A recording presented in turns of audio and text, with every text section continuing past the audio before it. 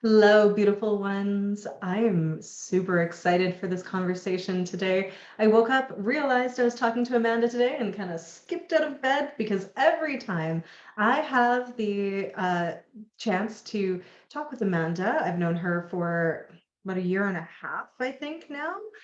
It feels like the codes and the activations and the inspirations just fly. And I always leave feeling uplifted, inspired, and like anything is possible. So I just want to introduce us. If we have people that have never tuned in to see an illumination chat before, I'm Casey Aileen Knight of Joy Evolution and Luminous Evolution. And I just love having conversations with visionary souls, the luminaries who are here to be an example of what is possible. And Amanda, you fall deeply into that category. So if you're watching live, please, or on the replay, just let us know where you're zooming in from so we can know the global impact of the conversation. And I just want to say and welcome my dear friend Amanda in. You, I get to now announce, are a #1 best-selling author in the spiritual healing category with your Yes, book, The Sex Trafficker's Wife, that was just released in January. So correct. Yes. welcome. Thank you. I'm excited to be here. Oh my goodness. So what's that like, having a best-selling book? Well, it's kind of surreal, it's really funny because I knew I was going to write a book and I knew the book was going to be a gateway. And I had no doubt actually that the book was going to take off and be a bestseller. And it was actually a really fascinating timing because it hit the #1 on the anniversary of my ex-husband and I's wedding. And so I didn't even know what the day was when I woke up and I was all like, oh, I hit #1. And then I realized as I was making my coffee that, wait, today is the day that I hit #1. And it was such a beautiful synchronistic moment because it really helped, it just grounds in the amount of the importance of it all. And, I hit the #1. Actually, it was just about a month after. So I've had spikes and moves and it's really fun to hit the refresh button. But if you've never released a book, it's a really surreal moment to be putting your stories out there, your work out there, and just like releasing it. It's almost like you're giving birth to a child, and it you don't get to choose how they turn out. You can try things and you can help and you can nurture, but you don't. They have a consciousness of their own, and I really feel like that's how books are. Definitely. I personally have just been part of a few co-authored books and they hit #1, but it's not the same. Like when they did, I was like, hey, but it wasn't because it wasn't just me, right? It was team effort. Yay, go team. So this is different, but we need to just back up for a second because uh, some people might be like a little stuck on the title of your book, The Sex Trafficker's Wife. So Yes. I'm going to need you to just give a brief synopsis of book or your story, which are one and the same, so people like. Wait, what? Right. No, it's true. So in 2016, I was a full-time stay-at-home mom, a picture perfect American household in a lot of ways. And one day my husband at the time did not come home from work. And it took me some time to figure out where he was, but I found him in jail, arrested for attempted human trafficking with a $250,000 bond. And it was the shock of my life. I had no idea what was going on. I was so surprised, so in disbelief, and carried a huge amount of childhood trauma and a bunch of other things that meant that I also refused to believe what was going on for a really long time. And so the book is my story of beginning from that day when he doesn't come home and finding him in jail, through the criminal trial proceedings and everything that unfolded, through eventually separating from him and realizing that I couldn't stay with somebody like that, but still not really seeing the gravity of what was actually happening and how not safe he was until I saw my own kids in danger. And seeing that and having to then fight the family court system to prove that they were in danger and needing to actually change things, and everything that really catalyzed into a huge spiritual awakening and stepping into my power and taking control of the situation and then getting out safely. So the book is the basically 4-year journey that I went through. First off, if anybody's been curious, or maybe this is the first time you're hearing of it, I would say pick up this book because I have read it, and for like it's a page turner. It's incredible the way Amanda writes really brings you into the story. And I mean, I was on the edge of my seat, even though I know how the story turns out, because I met Amanda when she was on the other side of this, and we've worked together in a variety of ways. And it was still, I was like, oh my gosh, what's going to happen? Forgetting almost Yeah. that, I knew. Right. Well, and I've had a lot of people say that, like, even though they knew me and they knew that it's turns out okay, while in the energy of what I was sharing, they had to keep going because they had to feel that it got to the end and was okay. And it was wild for me who met you after you were, like extricated from the situation. You were in the final tying everything up, and you had already stepped back into this power that you Yes. innately hold. You were one of the most magical human beings, manifesting left, right, and center, making bold moves, being in full faith, trust, and surrender. I admired you so much for that. So even seeing this tableau of who you were, it was just absolutely riveting and engrossing to imagine that was just 4 years ago. I know. Well, and when I look at the timing, it sometimes even shocks me because my divorce was finalized in March of 2020, and I jumped into spiritual communities in like July of 2020 and started learning healing modalities. And I think we started working together about June of 2021-ish, and somewhere in that range, which was just about a year after all of that. And it's not very much time at all. It's really not. And Well, you live up to your name, Amanda Quinn. I do. I do. And it's actually been a big conversation I've had recently, thinking about how quickly I do things, but not in a to get through them really fast. It's that I don't want to sit in it. I want to move through it. And I want to do so in a way so that I can move on to the next thing, the fun part, the good stuff. And so, like, I think it's important for people to know they don't have to sit in the trauma. They don't have to sit in the pain and the suffering. And yes, there's value to feeling and experiencing that, but then we get to move it and we get to move through it and we get to do something with it. And I think that's a big part of what we want to talk about today, right? Is like we turn these horrible things into what we can actually use to change and impact in so many other ways. Yeah, so that was the title of our conversation today, was turning shit into gold. Alchemy. If you know me at all, you know that alchemy is my thing. We're going to turn the density, transform it into the rocket fuel that takes us to the next level, because we as humans require training, let's just say, to understand our power and magnificence, right? So stuff happens and you can either get taken out by it, or you can allow it to turn you into this badass ninja who can alchemize, transmute, and heal and move on to create so much magic.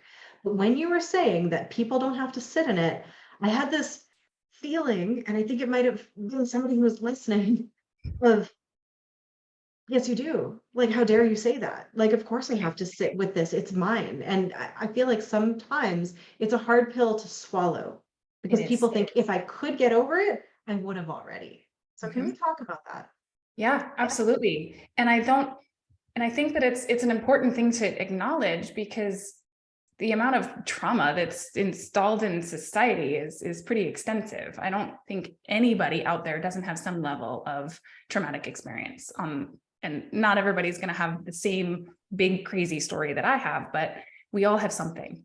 And we carry those some things, and we carry our parents some things, and we have these generational versions of it, and then we have the things that we've experienced, and we build identities around it, and we build this is almost a badge of honor of the things that I've been through. And so we hold on to it because it's in some way we've been victorious over these things, and so they're important to us. But what we end up doing is keeping them in our systems and continuing to, in a lot of ways, feel those traumas and be triggered and have those things on some level even repeat in various ways. And even when we have those awarenesses and we see that, we still feel like, well, we don't have a choice. This is who we are. This is the cards we've been given or whatever. And I would love to challenge that. In a lot of ways, I feel like that's what I'm in part here to do, is to challenge that, because I disagree. I feel like the moment we have the awareness that this is something we've been doing, we actually have the choice to change it. We have the choice to choose differently. We have the choice to say, I don't want to feel like crap anymore. I don't want to be triggered anymore. I don't want this ailment or this experience, whatever it is, anymore.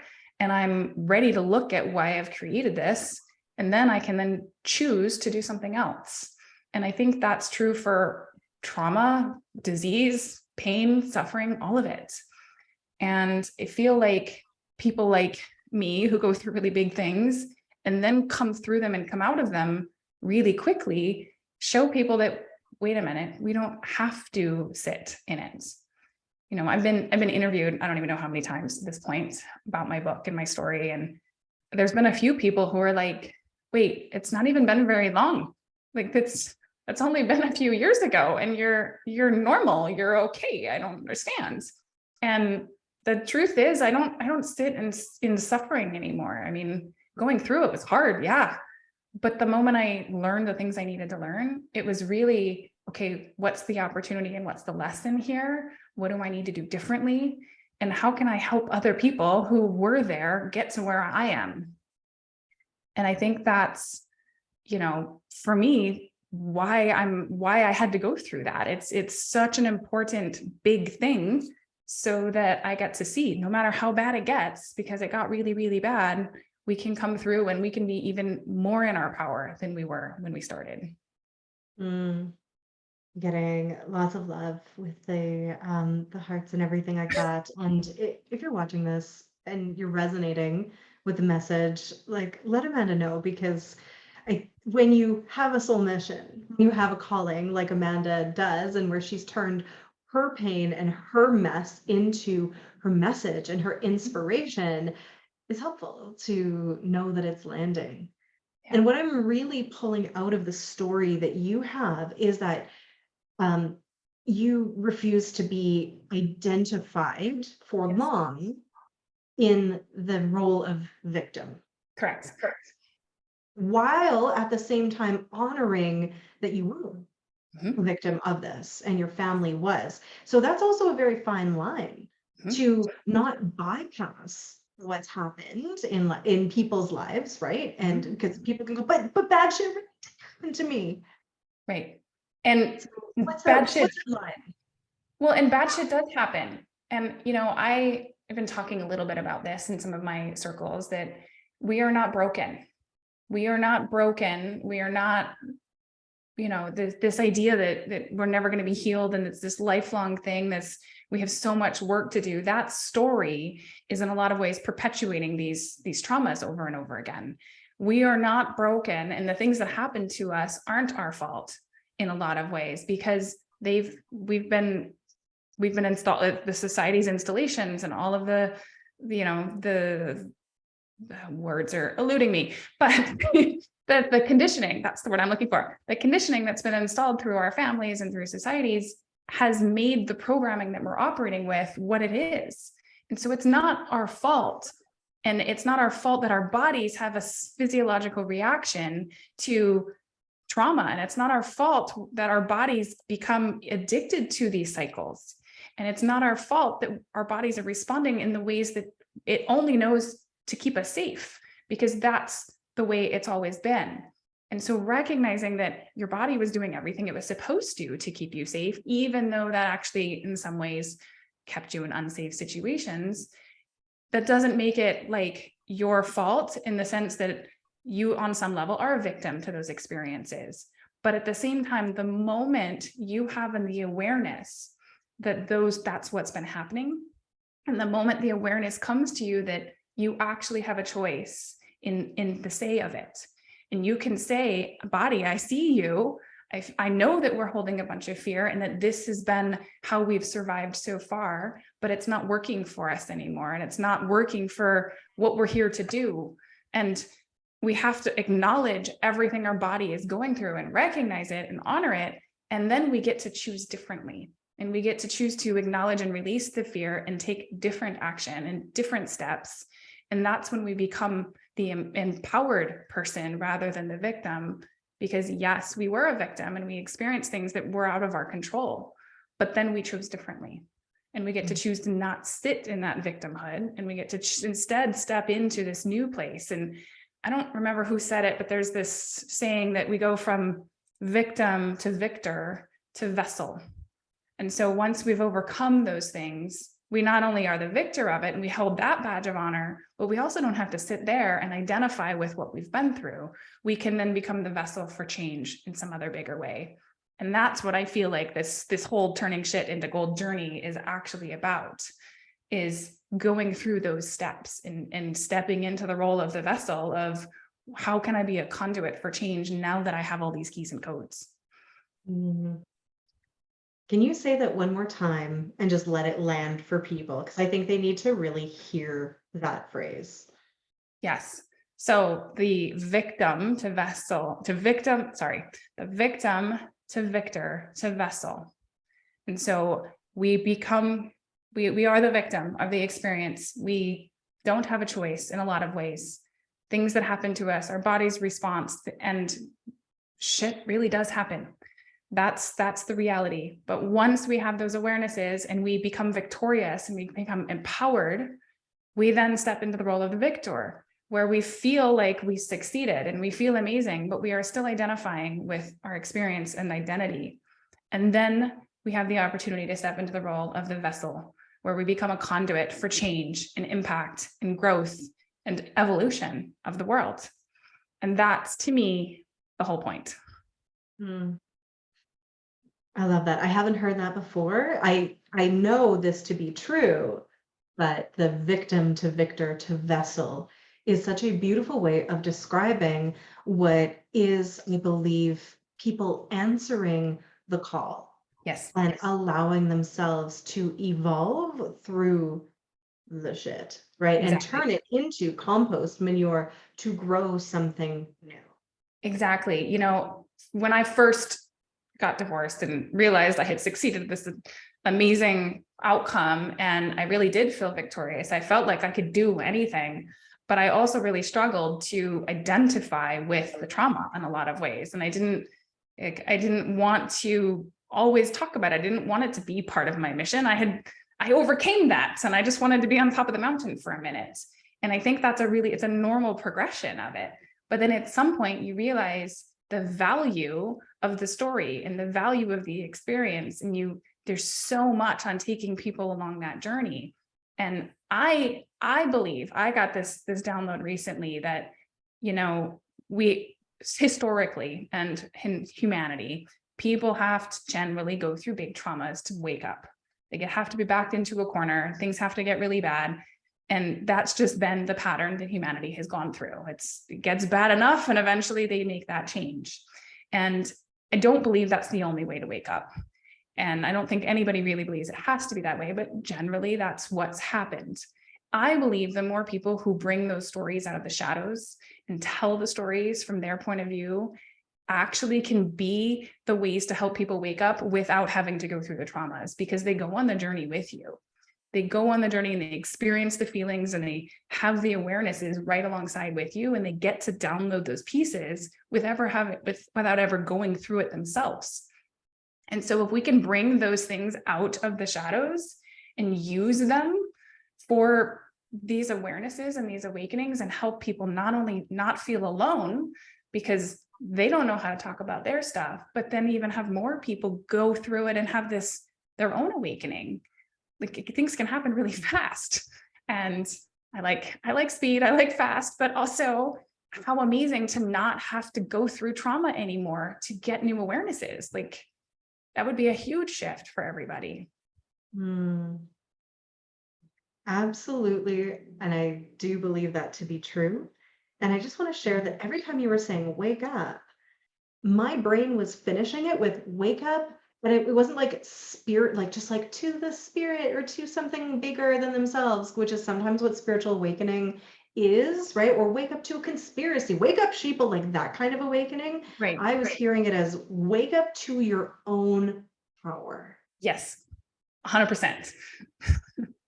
I wanted to say that out loud because that is what you woke up to. Correct. That is what you then activated, that power of choice first, but you need the waking up is the coming into conscious awareness of what is, as opposed to just running the programs, the defaults, the pilot routines that were taking you through up until that point that you were like, wait a second, I have power here and I have a choice and I can make things happen. Absolutely. And that's the awakening that I think is really actually coming, the powerful awakening. Like, okay, we get to wake up to that there is more than the physically meets the eye. We get to wake up to things aren't as they seem. And there's steps to it, obviously, but waking up to the innate power that we all hold within us and our ability to create with the universe and our ability to make choices and create our own lives. Like, that's the fun stuff. Like, let's all wake up to that and be the empowered beings we all are capable of being. That is the fun stuff.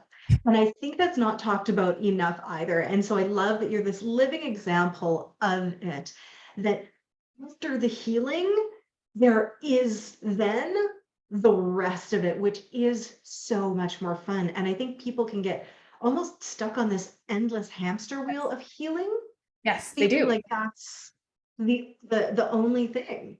It's true. And I feel, and it's perpetuated in a lot of the spiritual communities and a lot of the, we have to keep healing, and there's more to dig in and there's more to track through and there's more ancestral trauma and there's just, it can feel impossible and overwhelming. And there's so much. And honestly, there doesn't have to be, there really doesn't have to be, because the moment there's awareness of it, we can shift it.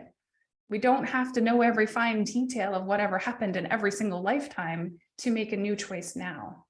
We might need to understand why we've created this experience over and over and over again, but then we have that awareness and we get to make the choice. I find, as someone who, I don't consider myself a healer. You don't, although you've played with that role before. I do a lot of healing work. I have done a lot of healing work. I help my clients heal, but that's never the focus. The healing is just removing and uninstalling all of those old programs or ways of being that are, changing us from our innate divine blueprint of who we really are, so that you can then be the powerful creator that you are. Well, and healing in a lot of ways is unlearning. Right? They're actually kind of very similar, because who you are, that soul being, there's no healing required. You are who you are, and you're a beautiful, amazing, unique individual who is here to do amazing, beautiful things. Every single person on this planet has an ability to do magic on some level. I truly believe there's magic in everybody. They just have a whole lot of stuff installed that needs to be had that awareness and removed so they can step into that place. Absolutely.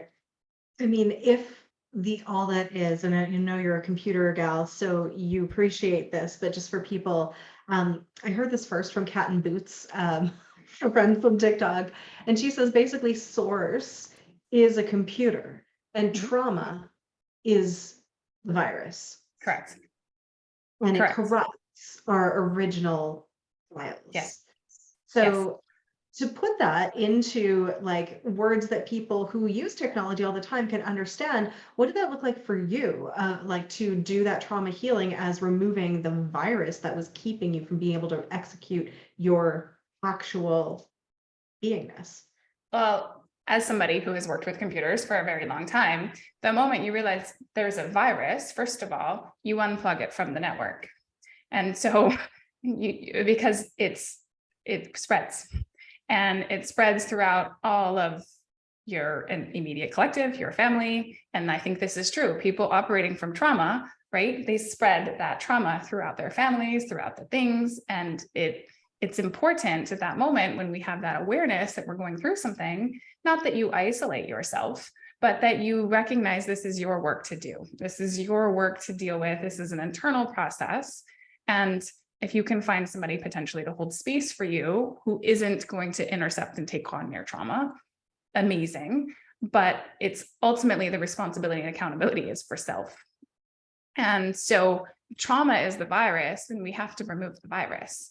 But the virus is a lot of times innately trying to mess with all of your programming and all of the operating systems of how you've always done things. And, you know, on a computer, right, a virus closes programs and opens new things. And so there's all kinds of crazy stuff. And a lot of that's what's happening. And then we look at it like that, then it's not that you're wrong or you're broken or you're not operating like you're supposed to. It's that this virus has taken over and we need to just extradite it. We just need to remove it. And it can be that simple. Like, that's what I really want people to understand. And I know that that's a hard concept when within the spiritual communities, it sounds like healing is such a painful process, but it doesn't have to be. I really don't believe that it has to be. And I'm a living example of it not having to be, because the awareness that it's there is like 90% of the work. And then all we have to do is pull those pieces out and find all of the little hidden files that it's underneath. And then we get to kind of reboot the system and go, okay, how are we operating now? What else is running now? And we get to start plugging back into the world and go, okay, well, I don't like that piece and I don't like this piece. Well, I don't even want to be connected to this network because actually that's where I got the virus in the first place. And, you know, we can have all of those conversations. But the reality is you get to then choose, because you chose to remove it. You also get to choose that you don't operate that way. And you install more malware protection systems so that you recognize it in the future. And you get notifications that go, oh, okay, we're not going down that path again. And you know, don't click on that link. That one's not good. You start to recognize those things in a different way, right? And that's really how people operate, where we see people sitting in their trauma once we've been through it. We go, I can see what they're doing and I can have compassion for them because I've been there, but I don't want to go down that road again. I'm good. I will hold space. I will open the door when they're ready, but they get to choose themselves when they come out of it as well. And so I think it's really important that people recognize that it can be that easy. It really can. And if we can extricate this from our systems and we can make the choices to be connected to communities and collectives that are doing the same things, that we get to start inviting people to really completely have a different operating system. And the world gets to change and we get to go do the fun stuff. And that's one of the ways that I define it. So really well said. I think people understand, you know, that we are as complex and simple as these computer systems, right? That are dialed into a network. Even if you look at your neural pathways and your nervous system and all of that, I really feel like we are all installing a new graded operating system, Yes. and the removal of these pieces of trauma that are taking us away from who we actually are is an essential process. So I can also hear people asking, okay, great, but how do I call Geek Squad? Like what is how? Right. Well, and this is I got stuck. I get stuck in the house too myself. And I think that's actually a lot of what people get stuck in for a long time is, well, but what's my steps? What's my process? And everybody's process is going to look a little bit different, to be completely honest with you, because everybody has a different level of experiences and a different level of installation and a different version of the virus, so to speak. But first, for awareness, number one, and the awareness that this is even here. And this one takes people sometimes years, sometimes longer, because they don't want to believe it. They don't want to even get it. They don't want to think that this is the way they've been operating isn't optimal. It's not comfortable to even accept that. But recognizing that you have the awareness, this is how you've been operating, and that you have a choice, and there's even an opportunity to operate differently, that there's another option out there, is another big awareness. And even believing me that it could be easy might take people some time, because that's not how they've operated before.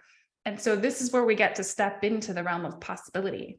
Can you, for a minute, even just try to believe that it could be that easy? And if you can get to the moment where you can feel like, wait, okay, I see she's an example. I've actually probably know other examples out there of people who've been through really hard things and have stepped into this empowered place and don't operate from their trauma anymore. And so we see those possible those examples, those people who've stepped out there, and you're stepping into that realm of possibility. And then you get to look at yourself and you get to ask some of those questions of yourself about why do you believe that you're broken? Why do you believe that this has to be hard? And who told you that? And what examples have you seen of why that's true that you've continued to create in your experience? Because what I know about manifestation in the world is the more decisions we make about the way things are, the more our external reality proves us right. So if you've decided that trauma is really painful and difficult and hard to overcome, everything about your experience is going to keep showing you that that's true, because that's what you've decided. That's how you've been creating it. And so the first piece is to start unraveling that and to start looking for examples where that's not true anymore, and to start recognizing if they did it, you can do it too. And what pieces do you need from them, or what awarenesses or understandings can start to be this removal of this virus for you? And do you need help, or is this an internal thing? Are you somebody, who is able to do that on your own, or do you really want somebody to help hold space for you and to help you find those hidden files underneath that you can't look at because your search engine isn't seeing them, but maybe theirs will, whatever it is, right? And so allowing yourself to go through that process and have those possibilities, and then it's really what's on the other side, and can you find the goal on the other side that isn't just this healing? Like, what's the point? What's the point of this whole thing in the first place? Because it's not just to heal, right? It's what are we going to do with it? What are we going to do then? What are you here to do that is going to light you up, that's going to excite you? Because that's why you're doing all of this. And that's the actual thing you're trying to get to. You're not just trying to heal so that you're not in pain. You're trying to heal so that you get to go do the thing you're here to do. And so finding that passion and that purpose and that peace that feels like it's calling you in a lot of ways is going to help you get through that, because you're going to start to then, what I found for myself is once I had the understanding of I had to go through this, because it really helped me go to that next step, because I got to see every little piece of why I made the choices I made was giving me a new level of understanding and keys and codes that would help me see people in those experiences, would help me understand those experiences. Because if I had left my husband in jail and just taken my kids and run off, I would never have the level of compassion and understanding that I do for the people who stay in unsafe relationships and unsafe situations. I wouldn't get it. But I didn't have that. I didn't make that choice. So I have that understanding. If I had made a multitude of other choices, I wouldn't have the same understandings I have today. And so I get to look back at my story with an entirely new perspective. And I get to have gratitude for the wrong choices that I made at every step of the way, because they taught me something and they gave me a piece and they gave me something. And it's, if anything, it's a gift that I was able to have that understanding. And yeah, it really sucked to live it, but it was a huge gift. And so as I start to step into that and beyond an empowered place, and I realize I have this amazing toolbox because of this experience. And it's not this trauma as this virus. If anything, I have a whole lot of malware uninstallation codes that I can now use, because I know what all this stuff is and why it's there, because I lived it. And so I actually have the removal codes in a lot of ways because of it, in so many different layers and pieces. Because my book isn't just about being married to somebody arrested for sex trafficking. It's about gaslighting and manipulation and child alienation and all kinds of things that people experience in the world, and the steps that I took to come out of each and every one of those. And so to me, that's the how. And I'm making it sound more complicated than it is, but it's really a level and steps of different awarenesses and choices that we get to make, and on an energetic level, on a physical level, on an emotional level, on a mental level, on all single levels and layers. Your book really does go through your how, and I think that I saw in it reflected so many different keys and codes, like you were saying, for other situations. So if people are wanting almost like not a template necessarily, because everyone else does have a different journey, examples of what are possible, and then you can take what's applicable to you. And the template, I think, is really something that you mentioned at the end. The healing needs to happen on the physical, mental, emotional, spiritual, and action realms. Yes. It's all of them. I call that the unified field. That's Yes. the creation power. If we leave one of those realms behind, like you did all of this, but you didn't actually let yourself feel the feelings that needed to move, then you'd stay stuck, right? If you Exactly. didn't change the belief systems, you're gonna stay stuck. If you didn't take action, you're gonna stay stuck. So it's not one thing. No, it's not. It's all of them, and it's all of them together in their own way. And in the way that I talk to clients and work, I look at them almost like energy bodies that have to be in alignment and agree and taking action together. Because if not, we're pulling ourselves apart. If we do one step but not the other, or we're ripping ourselves apart and we're staying stuck. But if we come together and we go, okay, we have the mental piece and the emotional piece and the physical piece and the soul piece, and we're actually going to ground it in and take action in this physical realm, that's when things start to shift. And they can, and they do shift very, very quickly the moment we make a choice. And, people don't believe me, but my story is a perfect example. It took me 6 weeks from the time I made a serious choice to get full custody of my kids, when it looked very, very possible that I was going to share custody with a man who was going to abuse them. And that's a very short period of time when it had been an 18-month long custody fight. And so it can be very, very fast. That speed, I noticed, comes when we have all parts in alignment in what I call coherence.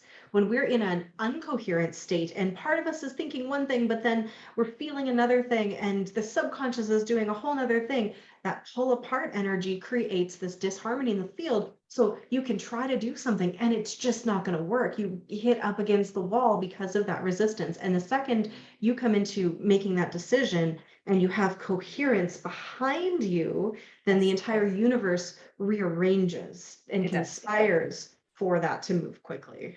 Exactly. And the other piece I want to add to that is, not only do we have to come into alignment, we have to come into alignment and trust that we are safe there. We really have to ground into the fact that we are safe in this new place. And that's a lot of reasons why people can't get one of the pieces on board, is it doesn't feel safe because of the way that they previously operated. And it's really, really important that we understand that we are safe in this new choice, and that we can ground into safety within all levels and layers of self, because that's one of the biggest resistors that we will have, is our physiological body will not let us make an action that doesn't feel safe. Like that's not how we're designed. We will stay in fight or flight and fight against ourselves. But if we can get to the point where we have enough examples, we have enough trust, we have enough, okay, this is a little scary, but I know this is the safe and right choice, everything gets on board and we can and do make big leaps and changes. And that's such a nuanced conversation. Safety for the nervous system, for the inner child, for the ego. And also, I feel like that community piece and also the spirit piece. Like when I don't want to do any spoilers in your book. And by the way, Marla is asking, how can we get a signed copy? I don't have anything like set up, but if you send me a message, Marla, I will make it happen. I have like 20 copies behind me, so I would be happy to make that happen for you. Amazing. And I would love you to drop the link to purchase it off of Amazon as well, or wherever books are sold. Yes. But yeah, I was going to say, I don't have a way to do like a purchase sign thing, but if you want one that it's signed, send me a message. The book, having the physical book in your hands, was like really lovely. For some reason, it feels even more deeply encoded as well than the Kindle copy might be. Although I just also wanted to be able to like see it, hold it, feel it. Right. It's beautiful, by the way, as well. Like thank you. It was great. Can you actually bring it out? I left my copy on the kitchen table.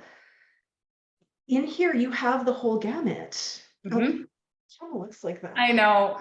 I had an amazing book cover design person. So I hired a team, used a hybrid publisher, which means I pay for it, but I retain all of my rights and copies, and they help. They're a publisher, but they don't get any royalties or pieces or anything like that. And so, but they did all of the editing and this book cover design. And the lady who helped me design the cover, she was pulling cards and using and spiritual intuitive. And I was just like, oh my God, this is so perfect. And we, we're browsing Pinterest with what was calling to us. And this, this lightning and this storm was really a big piece of that, because it's, showing this physical picture basically of what's happening, while at the same time, there's light coming through and possibility. And so I love the cover. I love it so much, but like, it just, so Yep. and I'm like, right? I did not really fully notice that.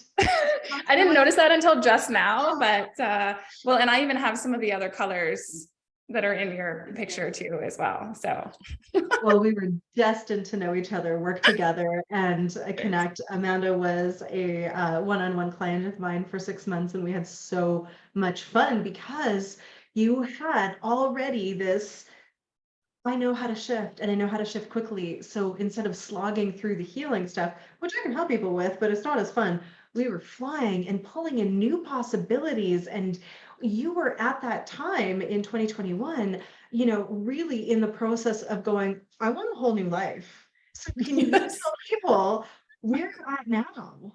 Right. So, I mean, gosh, I was still in Colorado when we started, and I knew I wanted to leave. I didn't even know where I wanted to go. I knew I wanted to accelerate my business. I knew I wanted to find connection and community and support. And I knew I wanted all these things. And I also wanted to feel like I knew what my purpose was, what was the point of all of it? Because I still hadn't put all of those pieces together yet. And I was getting puzzle pieces, but the puzzle didn't quite fit.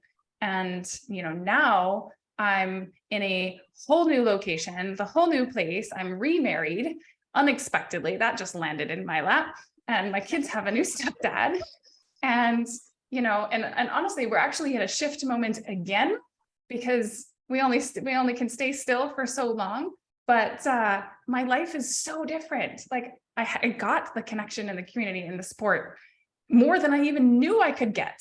I wasn't even looking for a partner. I was looking for my home. And surprise, surprise, your home is not a place. That was a fun one to learn. Frequency. Yeah, exactly. And so when I was calling in that, I found my now husband. And when my kids have gone through such a transformation from a healing perspective. And, yes, there's still boys and kids and all of the things, but there's such a different conversation. I mean, we have conversations about magic and possibility and energy all the time. And it's amazing. And, there's so much more possibility. And I've now officially launched my book, and I see, I see myself on stage speaking on big stages. I keep having visions now. I'm speaking in front of Congress, trying to make change in the legal system to make trauma more understood, so that the onus isn't on the traumatized person to educate at their expense what trauma does to their bodies, and, making big sweeping movements in the world. And that's where my head's at now, which is such a different place than I was at. I was still trying to understand what happened. And now I am really going, okay, universe, how can we do something about all of this? And how can I be the vessel to be the one to actually take those actions?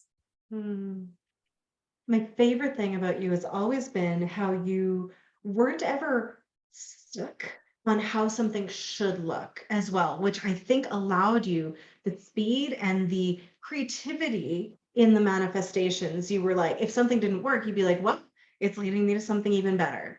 Yep. And that non-attachment in action allowed you to have that progress into something, like you were saying, beyond your wildest imagination. Yeah.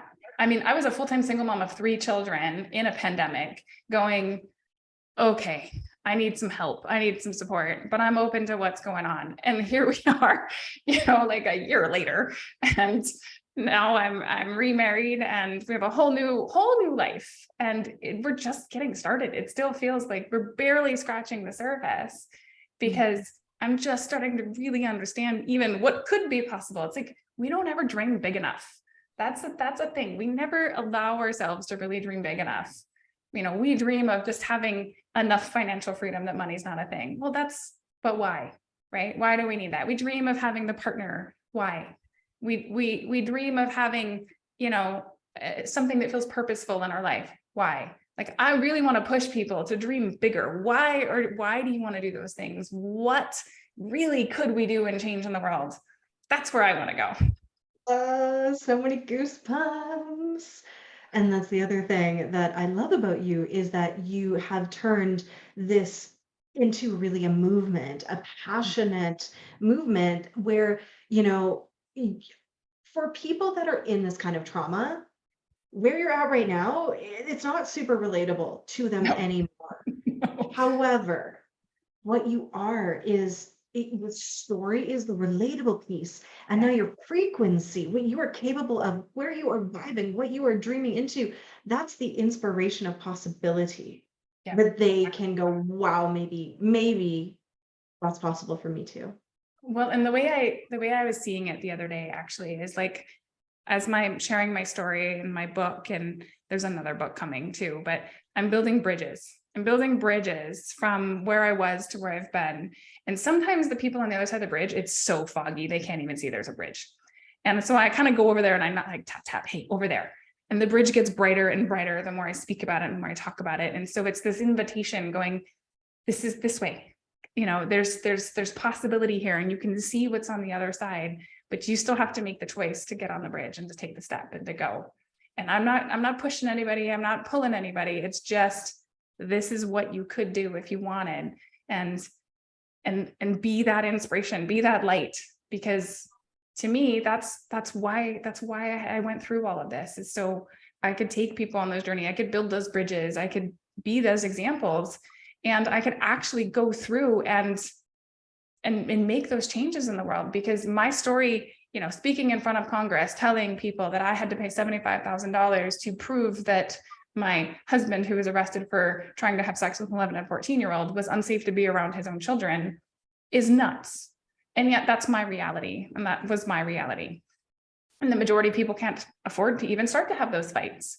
And so I have a powerful example of ways that we could actually change many of the systems the way they are today.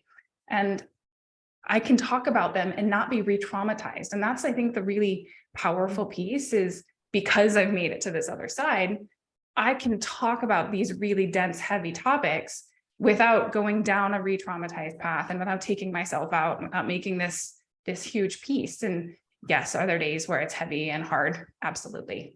That's the reality. But I always go, okay, my body's telling me something. There's some other thing here. There's something else I need to let go of, or some other awareness, or maybe I just need to slow the hell down for a minute, because as much as I like to run 10 miles an hour or a bajillion miles an hour, I have to slow down.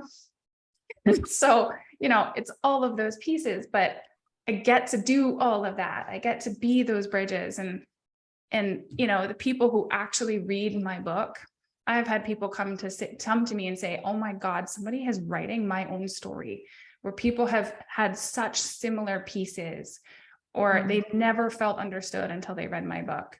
Somebody told me they actually started crying in the first couple pages because they were like, I thought I was the only one who was that stupid. Not that you're stupid, but I thought I was the only one who was that stupid. You know, and it's the reality, right? Because we look back and we're like, how could I have been that stupid? But you're not the only one. And for people to feel that, and then go, and now look what you can do. Like, okay, let's do it. So who is ordering a copy of Amanda's book after hearing that? No matter, you know, I think where you are on your phase, whether you are wanting to get out of a relationship or a situationship. I heard that's a new word that we're calling things. that you know is no longer aligned or feels heavy, or you're on the other side, or you just have lived life on earth. I think it's a worthwhile story of inspiration, empowerment, overcoming, spiritual awakening, and becoming the badass who is on purpose, ready to actually make waves and changes in the world. And I know you will. Like you have the sense of inevitability. I do. And it's almost like I can't not at this point. It's happening not to me, but it's happening for me. And it's happening in this Are we getting on the train? Yep. No, we're driving the train. Let's do this. Yes.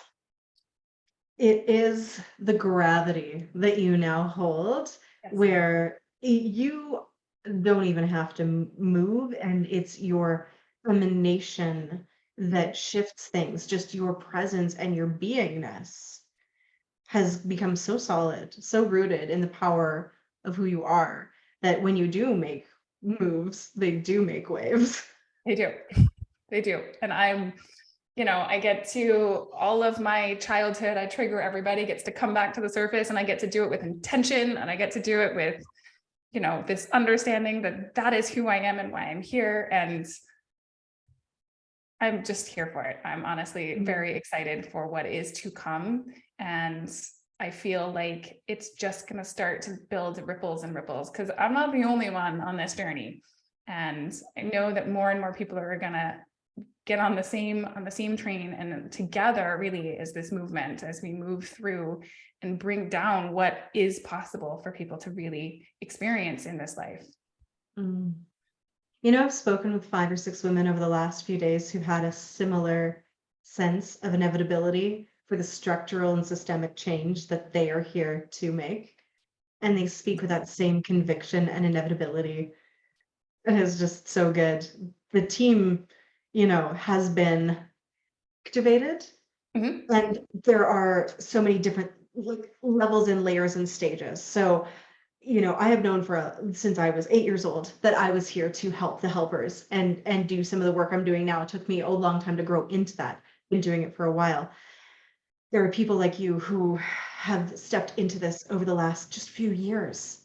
And then there are also people who are listening to this message right now, and they're feeling this calling, and they're like, that is supposed to be me. I know this is supposed to be me.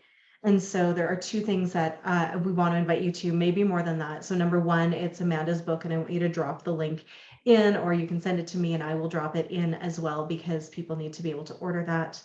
And secondly, if you are feeling this energy of I am being called to this next level, but I don't know how, I do have a free masterclass workshop called The Calling that's starting. I know, it's perfect. It's I saw it and I was like, oh, look at that. Stuff that we worked through on your way.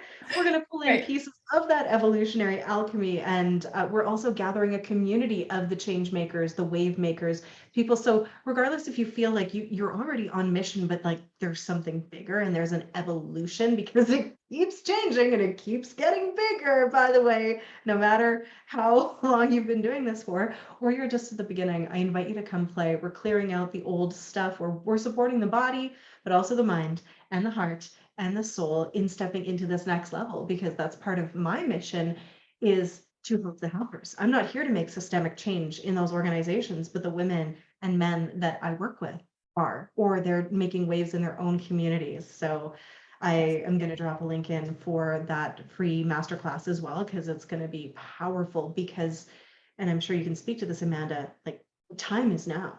Time is now. The time has been now, and the time is it is only getting, the gravity of now is only getting more and more potent. Exactly. So I see you already shared that in, and dude, what a hook, what a title, what a story. Is there anything else that you want to invite people to do, to follow you, to connect with you? Where shall they find you?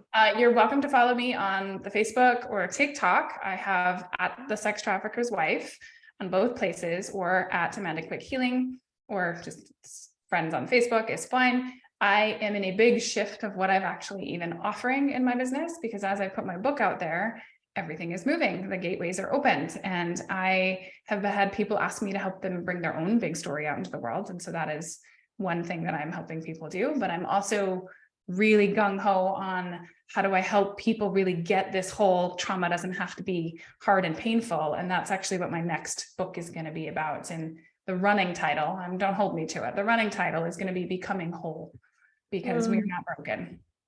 And so I already have that in the works, and whatever's going to come from there. But I have a variety of ways to work with me, and I'm very multi-passionate and multi-dimensional, and things are always moving. So if you want to reach out and chat, my inbox is always open.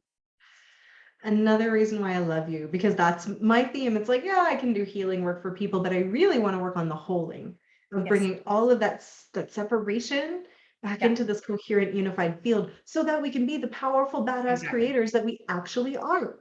Exactly. And I have my own version of systemic change and mission from a trauma perspective, but I also am somebody who can see all of the spirituality and quantum physics components of how I go do the thing. And so I run with both. I run with what I have to go do and be the example of the how and the understanding from a spirituality that I can teach other people so they can go do their thing too. Like I can't drop both. I have to have all of the dimensions of how we do things. And so that's part of who I am, is I get to have those understandings and go do them. And that is the world we live in now and that we are creating. So I love the example of what that looks like, of being multidimensional, multi-passionate, and having all of your experiences, good, bad, and ugly, weaving together this tapestry of possibility that then gets to be an example for other people, a lighthouse and a guide, but bringing all of you forward. Yes, exactly. So amazing. Oh, Amanda, I'm so happy that we had this conversation today. I am just so excited to see what you're going to do with everything. Like, I don't have a word for that, what will be created and what is possible. And this isn't the first conversation we've had on live. I know it won't be the last, but is there any final words that you want to leave people with? I want to leave people with the invitation to dream into possibility, to dream into what your life, what the world could be if you had the opportunity to make the choice that is actually before you. If you allow yourself to believe that just for a moment and allow yourself to dream what could be possible and how could you be one of the people to bring that into fruition. That's exactly what we're doing next week. It's calling. I'm like, oh, and I have a place and space where you can do that, coincidentally with the Pisces new moon, which is all about dreaming in for humanity into what is possible. So that's the 1-2 punch. Buy the book, come to the free workshop, and keep connected with us, because shift is happening. We are turning shit into gold. It is real life, evolutionary, universal alchemy for our luminous evolution. And I'm so excited to see what else is possible. So thank you so much for this conversation. Thank you to everybody who is watching. And please make sure you leave any questions that you might have for Amanda or myself in the comments as well, because we would love to continue the conversation. Absolutely. Thank you so much for having me. Oh, my pleasure. All right. Have a beautiful rest of your day, everyone. Take care. And until next time. Adios.